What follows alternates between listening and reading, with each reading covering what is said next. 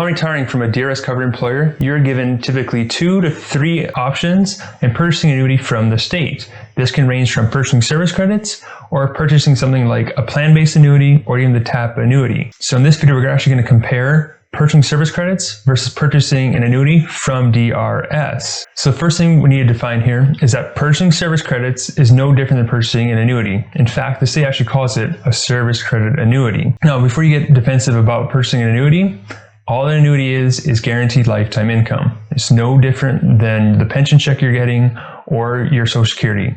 Guaranteed income for life, that's all it is. When you go to purchase either one of these, you're going to put a lump sum of money into it, and you're going to receive guaranteed income for the rest of your life. If you have a spouse or someone you want to pass the guaranteed income stream on to, you can elect to do that with either of these options. And then any money that was not distributed to you or your survivors throughout their lifetime can be refunded to your next of kin. So purchasing service credits just means I'm going to go to the state, I'm going to purchase additional service credits, essentially increasing your pension payout.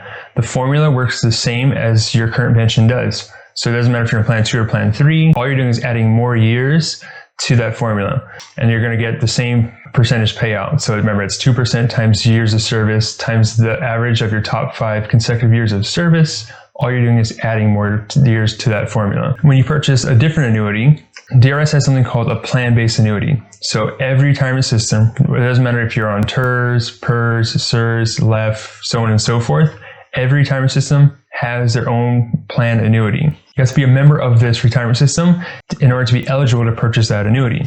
The difference between all of them is just they have slightly different payout rates. Maybe the PERS annuity pays out a little bit more than the TRS annuity at certain ages, so on and so forth. It's all done by actuaries at the state. There's a whole table that they go off of. Basically, the earlier you are, the lower your payments. The older you are, the higher payments. The younger your beneficiary is or survivor, the lower your payments are going to be. So let's first talk about the similarities here. So these are all annuities. They're all going to give you guaranteed lifetime income. When it comes to cost of living adjustments, they're all going to pay up to a max of 3%, just like your state pension. So it could be as low as 0. It could be as high as 3%.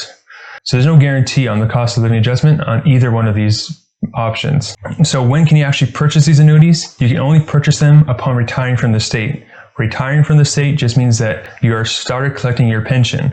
So even though you say, hey, I'm done working, unless you're collecting your pension, you're not considered retired from DRS, you're only considered separated. You have to be retired, meaning you're taking your pension, in order to be eligible to purchase either the service credits or one of the plan-based annuities. The TAP annuity is the exception. That's the only annuity you can buy from DRS when you're only separated. Now let's dive into the real reason why you're here. What is the difference between them and which one's going to work better for me? So the main differences between them is that when you purchase the service credit annuity, like I mentioned earlier, you're adding more money to your pension essentially. If you return to work after purchasing a service credit annuity, it could be impacted if you exceed the number of hours worked for a DRS covered employer. So remember that when I retired, if I retire early under the 2008 ERF or early retirement factor, I'm able to retire at 62 with only having 30 years of service, but returning to work has some restrictions. Mainly, you can't work more than 867 hours temporarily through 2025. That is increased to 1,040 hours for anyone that works in education in Washington State. So school districts, tribal schools, things like that. You have that temporary bump in the number of hours you can work before it impacts your state pension plan. So if you return to work and your pension got suspended, your service credit annuity would also be suspended because of that. The service credit annuity, you can purchase a minimum of 1 month to a max of 60 months or 5 years. That's the most you can purchase of that particular type of annuity. If you need more income than that, you can use the other annuity as well. This is not a either or thing. You can purchase both should you choose to. When it comes to purchasing the service credits, you can actually use any type of funds you want. You can purchase with cash. You can use funds from a 403(b) account. The choice is yours. The key thing to know if you choose to purchase service credits is this does not increase your actual service credit in order to qualify for early retirement or to reduce any penalties for retiring early. So what I mean by this is if I have 25 years of service, I can't just go to the state, buy 5 years of service, and then retire early. I have to physically work in Washington for those 30 years. Purchasing service credit does not count towards early retirement or reducing penalties for retiring earlier. Now let's talk about the plan annuity. So if you purchase a TRS, PERS, or CERS annuity, you can do this with any money that's not Plan 3. So you can use DCP money, 403b money, money from your IRA. You could use cash if you want, but the IRS puts a limit of $61,000 on that for this particular kind of annuity.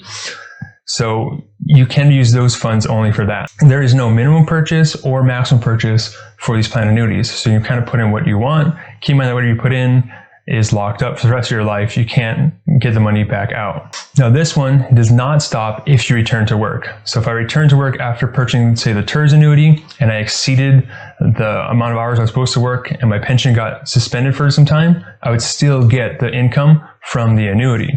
And so that's one of the key differences between them. Right? So before committing to purchasing either one of those, it's important to understand which one's going to pay you the highest benefit. If you plan on returning back to work and you think you're going to exceed those hours, the plan-based annuities may be your better bet because that benefit's going to continue through that time, whereas the service credit annuity is going to stop. If you're trying to purchase service credits to qualify for early retirement, reduce your benefit, that's not going to work. You have to physically work for those 30 years in order for you to retire early in Washington State. Now, if you need help getting your retirement income streams figured out, that's what we do here at Scenic Financial. We only work with Washington State employees. So if you need some help with that, the link to get on our calendar is in the description below. I'll see you guys next week. Remember that your future depends on what you do today.